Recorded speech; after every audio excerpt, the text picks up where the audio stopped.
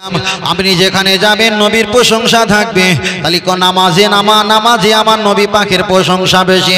নামাজে আল্লাহ আছে, দেখা যায় কোরআন আছে 2%, আমার নবীর হাদিস আছে 8%-এর আরও বেশি। আমি আপনার কাছে এখানে রেখে দিলাম। মায়েদেরকে দিকে তাকিয়ে একটা করে বলি, মা আপনি কোরআন তেলাওয়াত করবেন প্রতি সন্ধ্যায় কিংবা ফজরে সকালে আপনি কোরআন তেলাওয়াত করবেন। কোরআন তেলাওয়াত করবেন সকালে। আপনি যদি সকালে কোরআন তেলাওয়াত করেন একটু সূরা ইয়াসিন শরীফ পাঠ করবেন। সময় নেই সংসারে, যদি কাজ বেশি থাকে মা আপনি কোরআন একটু সূরা ইয়াসিন শরীফটা পাঠ করে নিজের চেহারাটা বুলিয়ে নেবেন। বাড়ির জন্য, পরিবারের জন্য, বরকতের জন্য আল্লাহর কাছে একটু মাগফিরাত করবেন, দোয়া চাইবেন। হয়তো হাত তোলার অভ্যাস নেই, হাত তুললে হয়তো খারাপ লাগবে, বাড়ি পরিবার দেখতে পারবে। আপনি কোরআনের সূরাটা তেলাওয়াত করে আল্লাহর কাছে বরকতের জন্য, রহমতের জন্য মনে মনে কামনা দোয়া চাইবেন। তবে একটাবার আগিয়ে চলে যাওয়া যাক। মা আপনি যদি সন্ধ্যাবেলা কোরআন তেলাওয়াত করেন, সন্ধ্যাবেলা কোরআন তেলাওয়াত করে বাড়ির পরিবারের জন্য, স্বামীর জন্য, ছেলে মেয়ে বিয়ে বাচ্চার জন্য আপনি দোয়া কল্যাণ করতে পারেন। কেন আল্লাহর নবী বলেছেন কোরআনটা হলো একটা লোকেশন। আমার আল্লাহ পৃথিবীতে জানা কিছু দিয়েছে সব কোরআনে দিয়েছে, আর কোরআনে জানা কিছু দিয়েছে আমার আল্লাহ আমাকে আরো বেশি বেশি আমার সিনাতে দান করে দিয়েছে। জোরে বলেন সুবহানাল্লাহ। তবে শুনে রেখে দাও মা, আপনার সংসার জীবন চলে এসেছেন, আপনার আব্বাজি হয়তো হাতে করে বিবাহ শাদী দিয়েছেন, আপনার আব্বাজি আর বেঁচে নাই। তবে আপনার জন্য আপনার আব্বাজি জীবনে অনেক কষ্ট করেছেন। বেঁচে থাকলে বছরে 3 বার 4 বার 2 বার করে আসতেন। আমি আপনাদেরকে বলবো মায়েরা বোনেরা কোরআন তেলাওয়াত করো, একটা করে খতম দিয়ে ইমাম সাহেব হুজুরের কাছে আব্বা মায়ের মাগফিরাতের জন্য একটু দোয়া কামনার কথা বলবেন।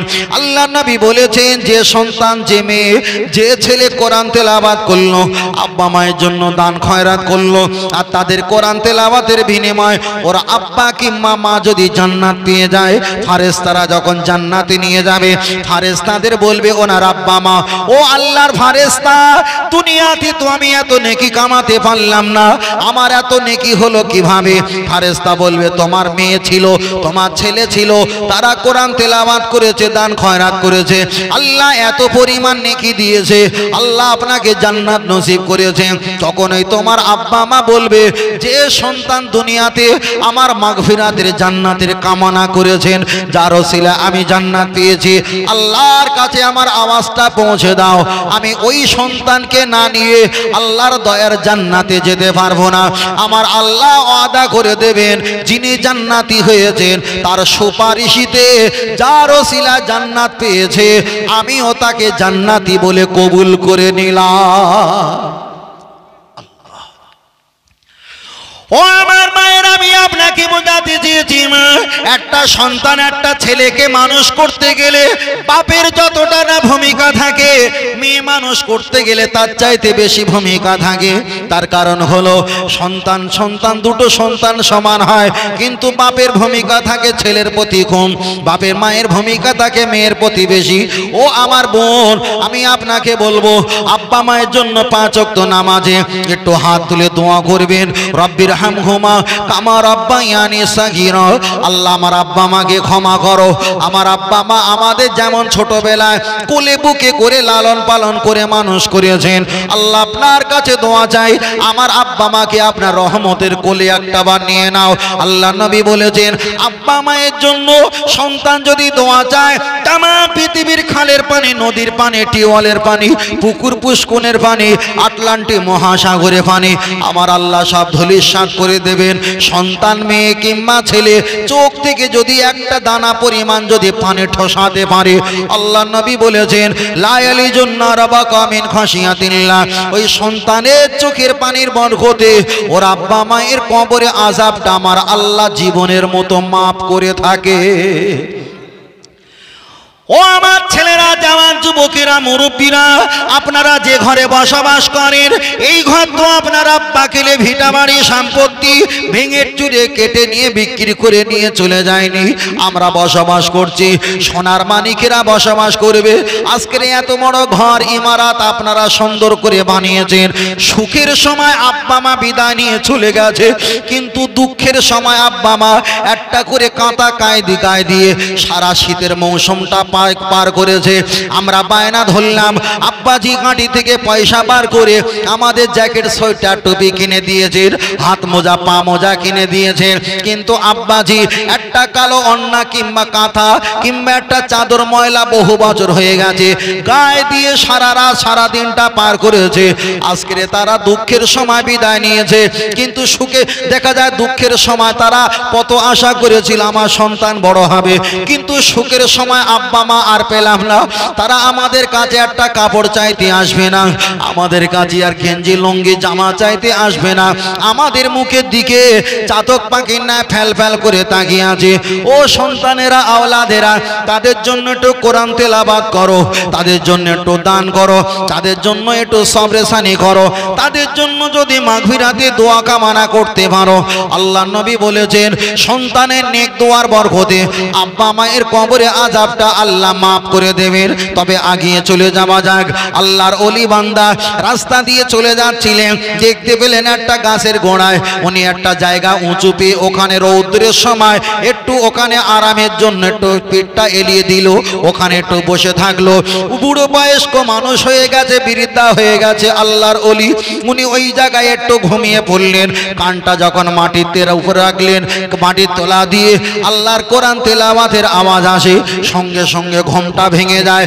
সালাম দিলেন আসসালামু আলাইকুম ইয়া আহলাল কুবুর ও কবরবাসী আমি বুঝতে পারিনি আপনি এখানে কোরআন তেলাওয়াত করছেন আল্লাহর ওলি বান্দা মা দেখা যায় চুপ করে তিনি একটা সাইডে সরে গেলেন কবরের তোলা দিয়ে মাটির তোলা দিয়ে কোরআন তেলাওয়াতের আওয়াজ পাওয়া যায় আল্লাহর কোরআন তেলাওয়াতের আওয়াজ পেয়ে ওলি বান্দা জিজ্ঞাসা করলেন ও কবরবাসী বলো কতদিন ধরে তুমি কোরআন তেলাওয়াত করো কবরবাসী বললেন হুজুর কতদিন আমি বলতে পারবো না কবরের ভিতরে রাত দিন বলে কিছু চেনা যায় না তবে একটা বার বলো তুমি কত বছর কোরআন তেলাওয়াত করছো ও আল্লাহর ওলি বান্দা এখানে আমি বছর বলতে পারবো না তবে আমিরে মুয়াবিয়ার সঙ্গে যখন যুদ্ধ শুরু হয়েছিল আমি তখন শুনছিলাম আমিরে মুয়াবিয়ার সঙ্গে যুদ্ধ শুরু হয়ে গেছে তারপরে আমি বিদায় নিয়ে চলে এসেছি আল্লাহর ওলি বান্দা হিসাব করে দেখে আমিরে মুয়াবিয়ার সঙ্গে যুদ্ধ আর এই সাল থেকে হিসাব করে দেখে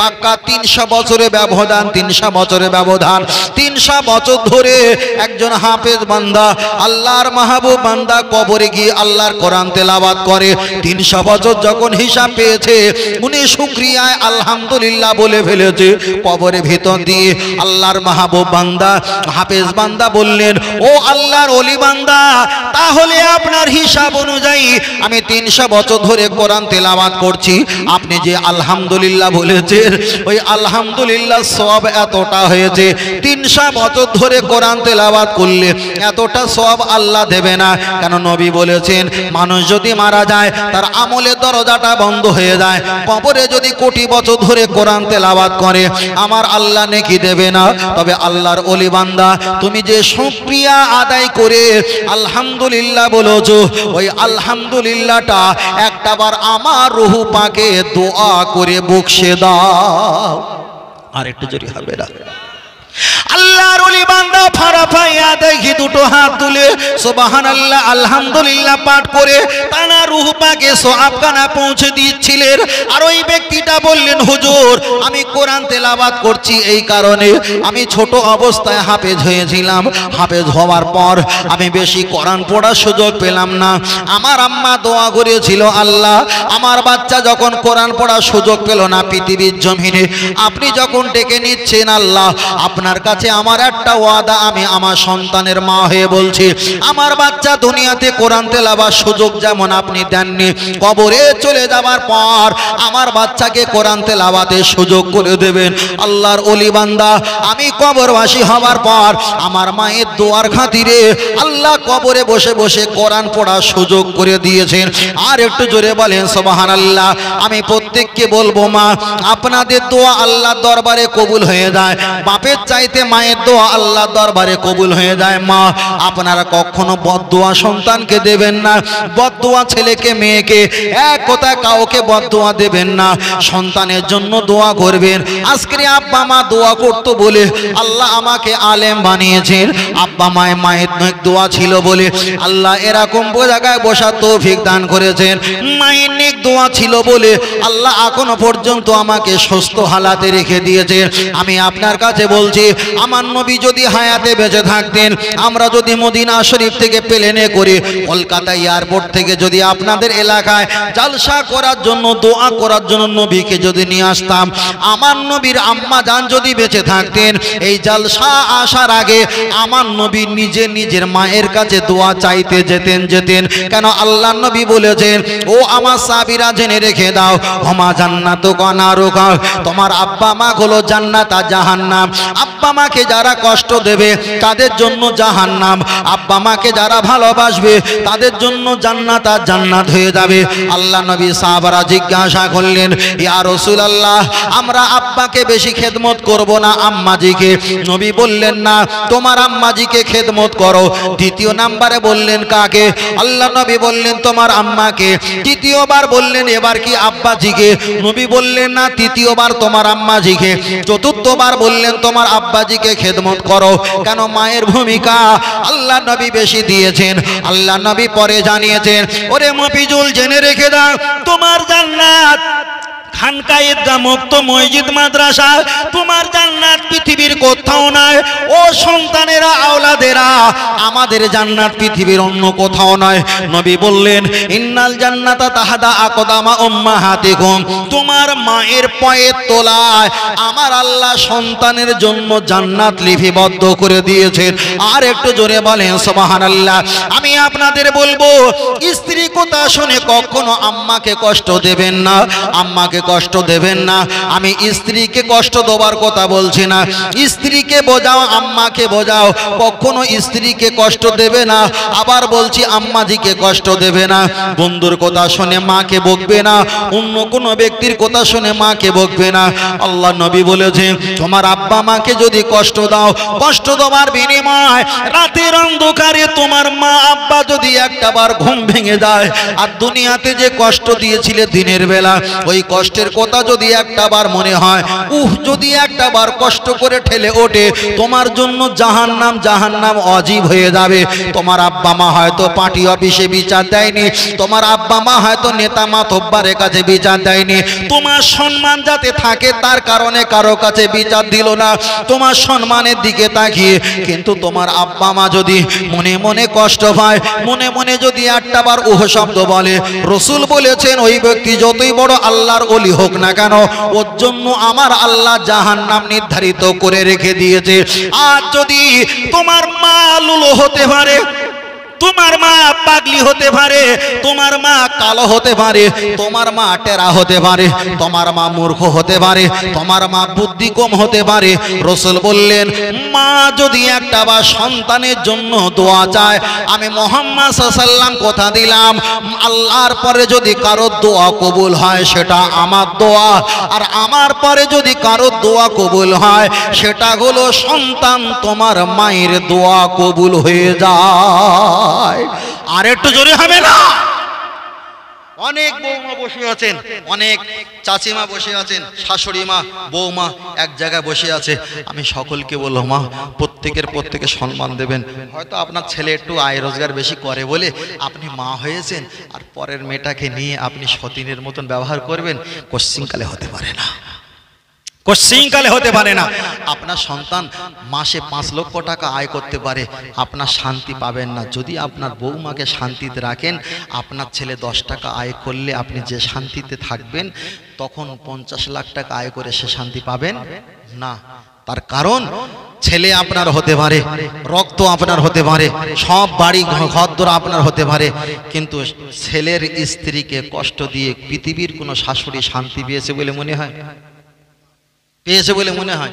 এটা আমাদের শাশুড়ি মা, আমাদের আম্মা জানা এটা ভুল করে। নিজের মেয়েকে যতটা ভালোবাসেন, পরের মেয়ে এসেছেন তাকে ততটা ভালোবাসতে হবে। আবার আমার দেখা যায় ভাবিজানদেরকে বলি, ভাবিজান আপনার মা যেমন ভুল করলে মানিয়ে নিতেন, আবার কাছে মা মা বলে ডাকতেন, শাশুড়ি মাও যদি ভুল করে মানিয়ে নিতে হবে, আবার তাকে মা মা বলে ডাকতে হবে, বুঝলেন না? এই জন্য বলছি সংসারে শান্তি সবচাইতে বেশি পেরেশানি হয় পুরুষেরা বাড়ির পেরেশানি পড়ে সবচাইতে পুরুষেরা। একদিকে স্ত্রীর সমস্যা, একদিকে মায়ের সমস্যা, একদিকে বোনের সমস্যা, একদিকে ছোট ভাইয়ের সমস্যা। বাড়িতে যদি একটা দায়িত্ববান যদি ছেলে থাকে, 4-5টা সমস্যা তার ব্রেনে সবসময় ক্যাচ করে, ঠিক না? ঠিক। আমি ফের বলছি মা, এই ঘরটা যদি রসুল বলেছেন স্বামী আর স্ত্রী যদি আনন্দ চিত্তে যদি বসবাস করতে পারে, রসুল বলেছেন ওই ঘরটা, ওই ভিটেটা যেন জান্নাতের তুল্য বললে আল্লাহ ঘোষিত করে দেন। বলুন সুবহানাল্লাহ। আর একটু জোরে হবে না? ও আমার বাপজিরা, আমি আপনাকে বলছিলাম একটু দেখা যায় নবীর মহব্বতের কথা বলতে গিয়ে, ছোট্ট করে কোরআন তেলাওয়াতটা বলতে গিয়ে আমি একটু এদিকে চলে গেলাম। আমি আপনাকে বোঝাতে চেয়েছি দাদু ভাই, আমরা যে নামাজ পড়ি আলহামদুলিল্লাহ ভালো। একটাবার হিসাব করে দেখেছেন এখানে যারা বসে আছি আমরা কি একটাবার কান্নাকাটি করেছি? আপনি বলবেন হুজুর আমরা কেঁদেছি। কখন কেঁদেছি? আমার বৌমা দেখা যায় হসপিটালে গেছে, বৌমা পেটে কষ্ট হচ্ছে, আমি শ্বশুর আব্বা আমার মেয়ে মনে করি, আমার বৌমার কষ্ট দেখি আমিও কেঁদেছি। আমার ছেলে অসুস্থ সেই জন্য আমি কেঁদেছি। আমার মেয়ে বিবাহ হচ্ছিল, গাড়িতে তুলে দেওয়ার আগে আমি আব্বা কান্নাকাটি করে হার্ট ফেল করা শুরু করেছি। আমি বলছি ভাই কাঁদেন কোনো সমস্যা নাই, কিন্তু নিজের জন্য কি একটাবার কেঁদেছেন? মান আরাফা নাফসাহু ফাকাদ আরাফা রাব্বাহু। যে নিজেকে নিয়ে ভাবলো সে তো মহান আল্লাহকেই চিনে ফেললো। আর একটু জোরে বলেন সুবহানাল্লাহ। এবার একটাবার বলবেন নিজেকে নিয়ে ভাবা কেমন? আমি বলছি ভাই আপনাদের হাতে বড় বড় ফোন আছে, যদি নিজেকে ভাবতে চান এই মোবাইলে যত হোয়াটসঅ্যাপের গ্রুপ আছে হোয়াটসঅ্যাপের গ্রুপগুলো রিজেক্ট করে দাও, রিস্টোর করে দাও, রিমুভ করে দাও। কারোর সঙ্গে গ্রুপে থাকবে না, তাহলে ওরা আপনার ডিস্টার্ব করবে না।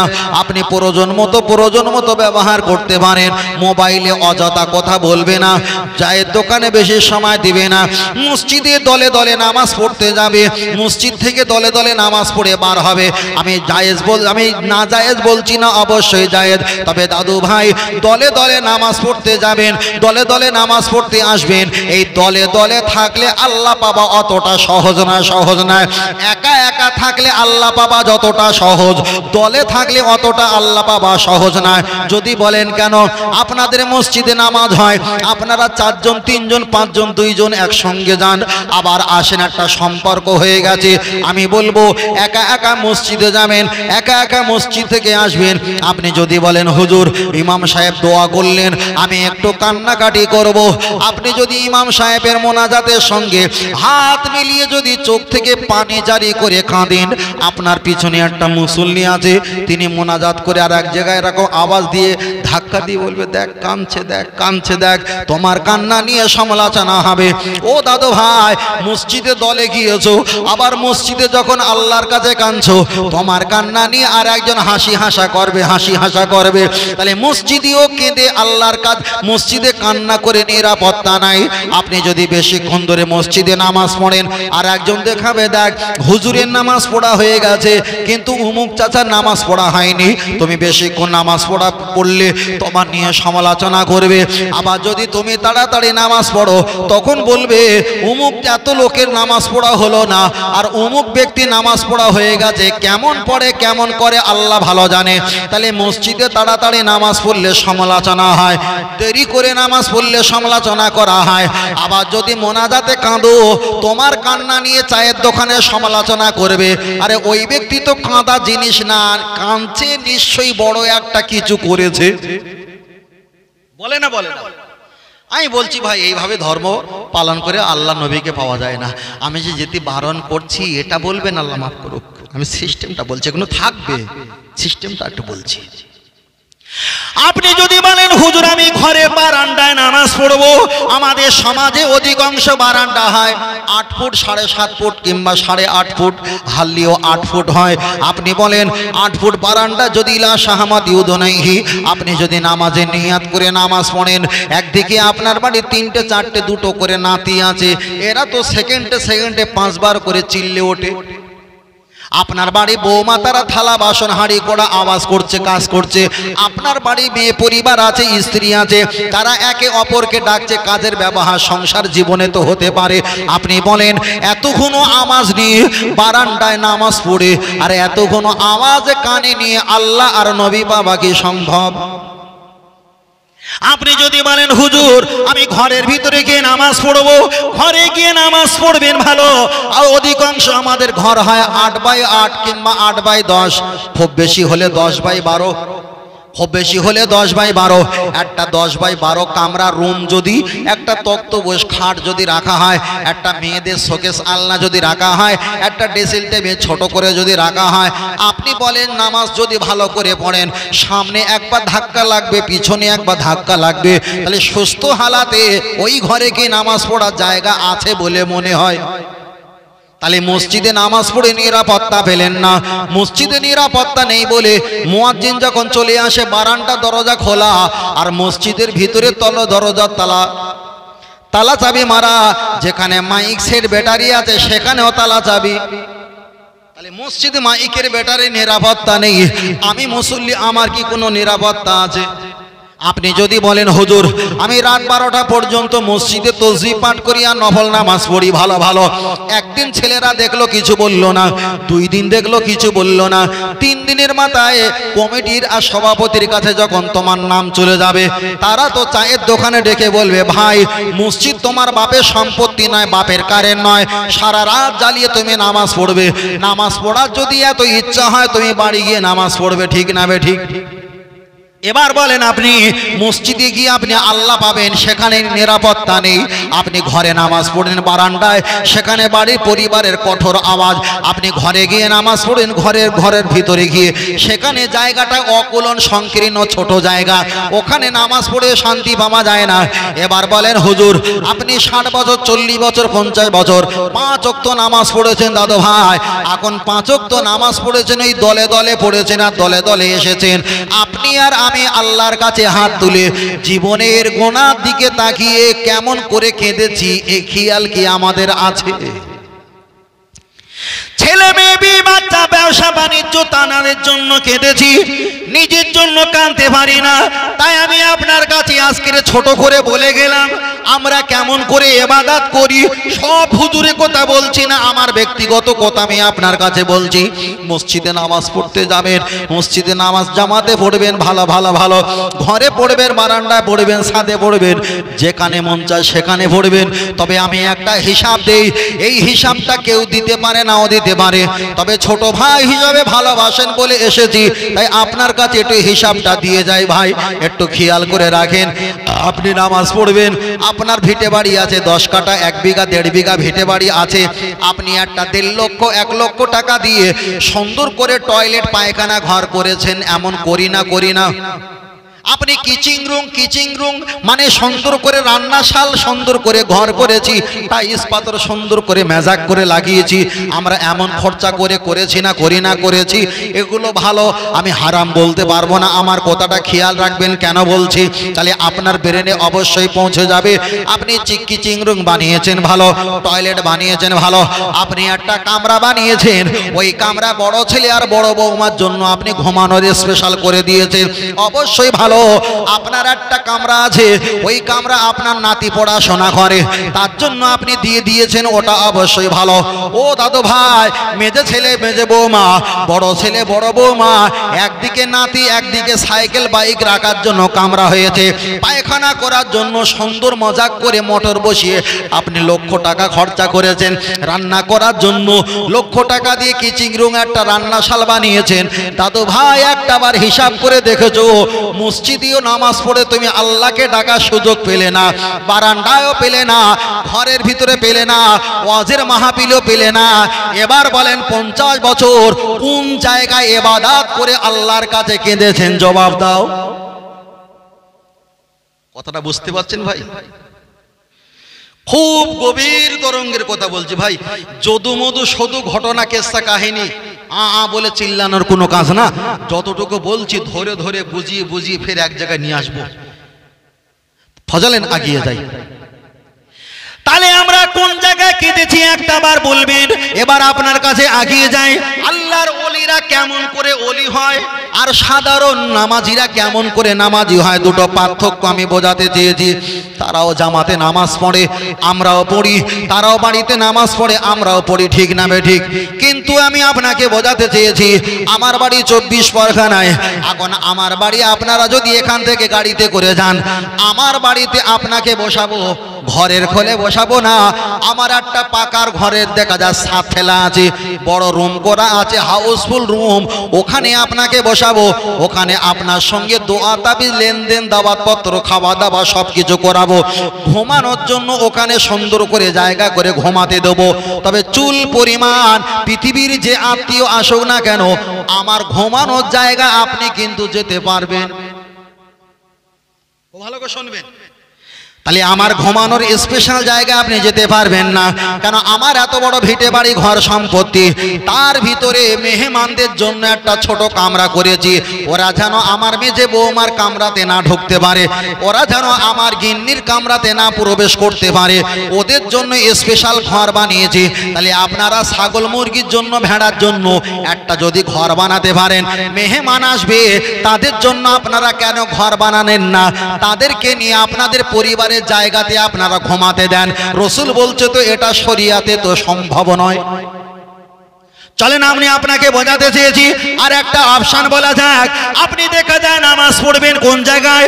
দাদু ভাই, আপনার এত বড় সম্পত্তি আছে, ছেলে বৌমা নাতি পোতা প্রত্যেকে জায়গা পেয়েছে, আর বুড়ো বুড়ি জায়গা পেয়েছে কোথায়? সিঁড়ির তলায়। সিঁড়ির তলায় জায়গা পেয়েছে, কিংবা বারান্দায় একটা খাট তক্ত বসে ফেলা আছে, ওখানে বুড়ো বুড়ি জায়গা পেয়েছে। ও বুড়ো বুড়ি দাদু ভাই, তুমি কি চিন্তা করেছো মাথায় কি তোমার গোবর? আপনার মাথায় কাঁটাল রেখে নাত বউ বা নাত বউ ছেলে মেয়েরা খেয়ে ফেলেছে। ওরা পরের বাড়ি থেকে একটা মেয়ে এসে তোমার ছেলে একটা কামরা দখল করেছে, তোমার বড় ছেলে কামরা দখল করেছে, আপনার নাতি একটা কামরা দখল করেছে। এবার বুড়ো বুড়ি আস্তে আস্তে বারান্দা চলে এসেছে, আর কিছুদিন পরে উঠানে বসে থাকবে। সন্ধ্যা হলে হাত ধরে বসিয়ে দেবে বারান্দায়, আর কিছু হলে উঠান থেকে এবার দেবে কবরে, ঠিক না বে ঠিক? তাই আমি বলবো ভাই, সব করবে, হাল ছাড়বেন না, হাল ছাড়বেন না। আপনি ওই ঘরের ভিতরে সঙ্গে, আপনার ভিটে বাড়ির সঙ্গে, আপনার ঘরের সঙ্গে একটা ঘর বানাও, এত বড় একটা ঘর বানাও। আপনার সুবিধা এর থেকে বড়, এর থেকে ছোট একটা ঘর বানাও। ওখানে একটা পাখা রেখে দাও, ওখানে একটা বাল্ব লাইট ডুম রেখে দাও, ওখানে কিছু তসবি, কিছু জামা, কিছু জুব্বা পাগড়ি, কিছু টুপি রেখে দাও। ওখানে পানি কিংবা কোনো বিস্কুট, মুড়ি, ছোলা, কিছু শুকনো খাবার রেখে দাও। আপনি ফজরের 1 ঘন্টা আগে মুয়াজ্জিন আজান দেবার 1 ঘন্টা আগে উঠে বড় দাদু ভাই, আপনি উঠে একটু পায়খানা প্রস্রাব করে নিয়ে সুন্দর করে জামা, পরিষ্কার পরিচ্ছন্ন জামা পরে তোমার স্ত্রীর বিছানা ত্যাগ করে ওই কামরাতে চলে যাও।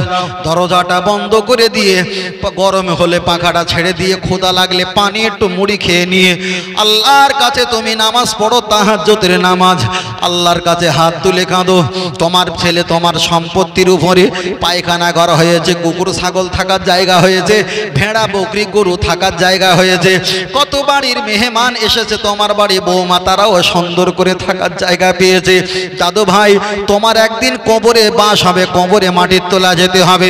ওই কামরাটা বন্ধ করে দাও। ওই কামরা ভোরের বেলা, রাতের বেলা, ফজরের 1 ঘন্টা আগে ওই কামরাতে প্রবেশ করে আল্লাহর কাছে নামাজ পড়ে সেজদা গিয়ে হাত তুলে কাঁদো, আল্লাহ জীবনে অনেক পাপ করেছি, আমার ছেলে মানুষ করতে গিয়ে কত মিথ্যা কথা বলেছি, আমার মেজে ছেলে, বড় ছেলে, দেখা যায় আমার ছেলে মেয়ে যত আছে এদের মুখে ভাত দিতে গিয়ে কত হারাম উপার্জন করেছি। আল্লাহ, আজকের তারা আরামে ঘুমাচ্ছে, আমার কথা খেয়াল করবে না কবরে গেলে। আল্লাহ, আপনার দরবারে হাত তুলেছি, আমি গোনা করেছি, পৃথিবীর কোনো ব্যক্তি যদি না জানে, আল্লাহ আপনি দেখেছেন, আর আপনি আমার সব কিছু জানার পরেও বাঁচিয়ে রেখেছেন। আল্লাহ, আল্লাহ আপনি যদি মাফ করে দেন পৃথিবীর কোনো ব্যক্তি আপনার কাছে হিসাব চাইতে যাবে না। ও রাব্বুল আলামিন আল্লাহ আপনার দরবারে হাত তুলেছি, আল্লাহ আপনি আমার গুনাহকে মাফ করে দাও। দাদু ভাই হিসাব করে রাখেন, খেয়াল করে শোনেন, হয়তো আপনার চোখ থেকে পানি বেরোয়নি, আপনি টেনশন করবেন না। আবার ফজরের পরে এসে আধা ঘন্টা 1 ঘন্টা ওই কামরাতে বসে কোরআন আরবি বাংলা পড়ে আল্লাহর কাছে কিছুই নামাজ আদায় করে দোয়া করো। তোমার যদি চোখ থেকে পানি বার না হয়, ফজর চলে গেল, আসর চলে গেল, জোহর গেল, মাগরিব গেল, এশায় গেল, প্রতিটা ওয়াক্তে আধা ঘন্টা 1 ঘন্টা করে সময় দাও। তোমার সঙ্গে যারা বাঁদরামো করতো সমবয়স্ক সাথী চায়ের দোকানে, তোমাকে না পাবে 1 দিন 2 দিন 3 দিন, পরের দিন তোমার অপেক্ষা থাকবে না, ওরা আস্তে আস্তে পালিয়ে যাবে, তুমি হয়ে যাবে একা। আর একাই তো আমার আল্লাহকে পাওয়া সম্ভব হয়ে যাবে। আরেকটু জোরে হবে না, আরেকটু জোরে হবে না।